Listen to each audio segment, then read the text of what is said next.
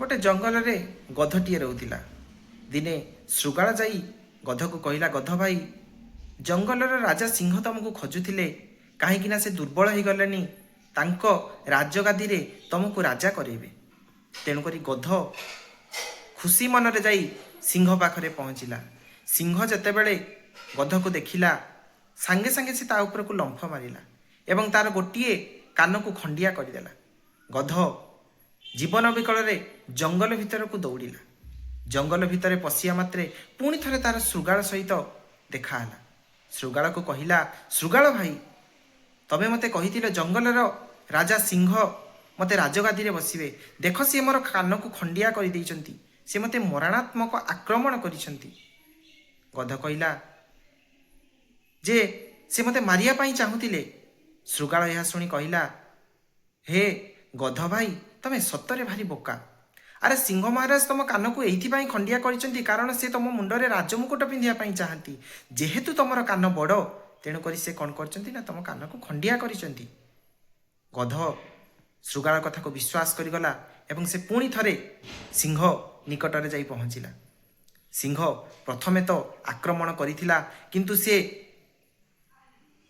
खाई पारि नथिला। तेणुकर से पुणी थरे कौन कला ना गध ऊपर को झांप मारिला।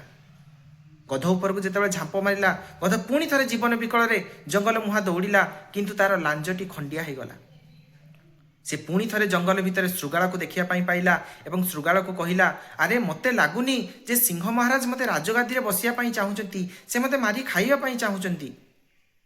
श्रृगाल कहला, अरे गध भाई, तमे सतरे भारी बोका।